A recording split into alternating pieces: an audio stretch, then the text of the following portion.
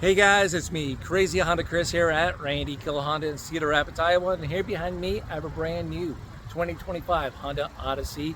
I'm going to show you some cool tips and tricks or hidden features and functions. So as time goes on, you won't be missing out. You get the full experience from the get-go. So let's get going.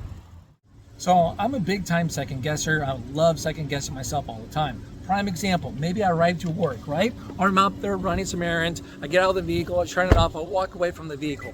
I get inside, then that's when it hits me all of a sudden. Did I lock my car doors? Did I not? I'm second guessing myself. But wouldn't it be nice though, once you get 10 feet away from the vehicle with your key fob, it automatically locks? You can do it, it's easy. Let me show you how now.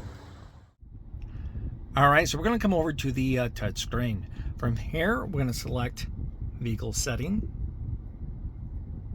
door and window setup. You'll see walkaway auto lock. Then it's off right now. We're going to turn that on. So when we have the key fob with us in your pocket, your purse, whatever the case is, you turn off the vehicle, you get out, you shut the door, you walk away with the key, boom, it locks all the doors for you. One less thing on the list to remember. It's always nice to have help when you need it, but when you don't expect it or need it, it gets to be very annoying. One of those features is going to be for the reverse tilt side mirrors. So for example, as we are right over here, we got the left or the right mirror selected. You can do one at a time. When you have one of those selected, then you come over here, put the vehicle into reverse. You're going to notice that one of your side mirrors will tilt down to catch a little more below the bumper, around the bumper region, so there's a little more visibility, okay? So right now, this would be annoying to me at the moment because I don't need it. Now to deactivate that, all you have to do is come over to your mirror selector, put it in the center, that pops right up. So every time you put it into reverse, it will not tilt down.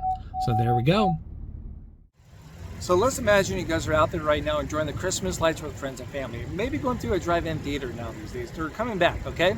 So you're out there, you got the car on, you got the climate running to make sure everyone's staying nice and comfortable. But the problem is now you got these daytime running lights are on during the cool little event. Now you're just turning everyone else out there. So the question is, Chris, is there a way I can keep the vehicle on and running so everyone stays comfortable and I can turn these off as we're enjoying everything? The answer is yes, and let me show you how to do that now. All right, so we get the vehicle in park, it's on and running. You can see that your daytime running lights are on right now. So we're gonna come over here to the driver's side seat. You got your little stick over here for your turning indicators and for your light. You can see what's selected by the little line right here. Right now it's set to auto. You got some options. If you just take it to off and let go, and you come back out, you can see that your daytime running lights are off. So this is great, but now when you put the vehicle into drive or reverse, you get to a certain speed, those automatically come back on because some states require when the vehicle is in motion that your daytime running lights are on. All right, so there we go. All right, so you're out there driving around, then all of a sudden, bam, it happens, a flat tire. Something you don't want to deal with, but you have to deal with it. So now your question is, where is the spare tire located at? I'm going to show you. It's quick and easy to find. You come open up the second row seat, or right underneath, carpet mats or all season mats, you're going to find the location. Let's show you right now. So there we go. So we got that removed now. As you get over here, you can see the nice little cutout. Grab this, and you'll try to do this one-handed as you're holding onto your phone. You'll see your spare tire and tools you may need for those unforeseen events down below. Then there we go. We're going to answer a common question about how to reset your trip A and trip B, but you're going to need to know the location of your trip A and trip B. So it's going to be over here on the driver's interface screen. We're going to use the little wheel action to go up and down, then push in the wheel to select. First step is find range and fuel. Push in the wheel. You'll see there's an A. Scroll down, there's a B. Now to reset that, you can see it right here has a little wheel icon that you push in and you scroll up to reset, and then there we go. So that's how you do it yourself. Now if you wanted to automatically reset at certain times, you can set that up too. All you have to do is come over here to the touchscreen. We're going to go to vehicle settings, then we're going to go to meter setup. You get your trip A. You can choose between these three options when you want it to automatically reset. So it's that quick and easy. Summertime is my favorite time of the year. The kids are so busy. We have a lot of activities going on.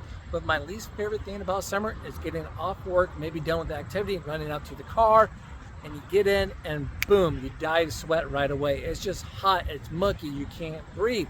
But wouldn't it be nice though if you can plan in advance, maybe 5 minutes out there and actually roll down the windows? You can with your key fob. It's quick and easy. All you need to do is grab your key fob, double tap and hold unlock. Then the longer you hold it, the more your windows will roll down. But also on top of that, your moonroof is going to open. So pretty nice and easy, ain't it? Your summer days just got that much cooler.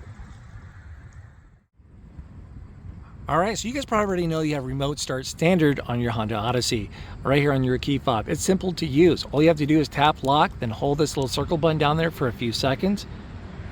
You see the lights down below is going to flash. There you go. I started up.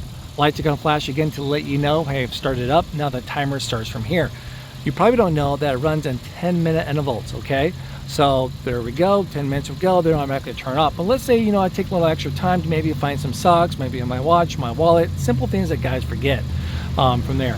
So now let's say if 8 minutes have passed, I need a little more time. All you have to do to extend it an extra 10 minutes from that moment, and simply hit lock, repeat the process, hold the circle down. You see the lights is going to flash again. Let's do it now. Hit lock, hold the circle down again. Lights just flash. There we go. And that runs from 10 minutes from that point right there. So if you play your cards correctly, you can have it run for a grand total of 20 minutes. Third time, it won't do the trick. So no. You can only do this twice. All right. So I'm out there running some errands right now. I got mom with me, or maybe a family pet. Okay. So as I run in there, I want to keep the car on to make sure they're comfortable because it's hot or cold outside, right? So I leave the car on and running. I lock the doors. I go inside. Before you know it takes longer than 15-20 minutes. I'm gone for maybe 30 minutes, 40 minutes before I even realize it. But then the problem though is when I come back out, the car has shut it off already because it has a feature when it's idled and stopped and parked for a period of time, it automatically turns off. So your question might be, Chris, is there a way, a loophole maybe, that maybe if I have to go in there for maybe 25 minutes, 30 minutes, whatever the case is, leave my dog in there or make sure mom is in there and comfortable and she'll thank me about it, later? The answer is yes, and I'm going to show you how to do that now. All right, so here we are right inside the vehicle. We have it on and running. I got the climate control set to what we need to. So I take off my seatbelt. I got the key fob with me. I open up the door. Now, before I lock it all up and leave, I want to make sure I turn around. Come right over here. Grab the buckle. And then plug it in. That's important because if I walk away without plugging that in, when I come back after 20 minutes, the car would be off. So that's going to be the loophole right there. So you got to make sure your seatbelt's plugged in. You come back within 25 minutes, the vehicle will be on and still running. Mom's happy, the dog's happy. It's a win. I'm not in the doghouse. I know there's a lot of mixed feelings out there about the adaptive cruise control feature. For example, my wife, she loves it. She uses it all the time. You can set the distance between you and the car in front of you. Once it finds a car in range, it will slow you down to maintain that distance. Once the car gets out of range, you resume back to your set cruise control speed. So it helps her out, makes her comfortable. For me, on the other hand, I don't like it because the car does all the driving for me. I fall asleep at the wheel. That can be dangerous if we're driving at night because it's not fun. I'll fall asleep. So anyways, let's get back on track. Is there a way you can turn that off? And then is there going to be visual cues to know the difference between adaptive cruise control and standard cruise? The answer is yes. Let's show you. Right over here, we got some buttons. This one's going to be for your cruise control, for your adaptive cruise. So if there's nothing up there right now, then we select the button. You'll see this option right there for your adaptive cruise. It has a speedometer with an arrow and a car in front of it. Okay. Now, when you select that button and this icon comes right up, it's not adaptive cruise. It's your standard cruise control. Now, to switch between those two, it's going to be easy. You come right over here. Normally, you tap this button right here, and it selects the distance between you and the car in front of you. But if you accidentally hold this down too long, or you briefly do it, it switches between standard cruise and adaptive cruise. So there we go. You guys are set for those long journey drives.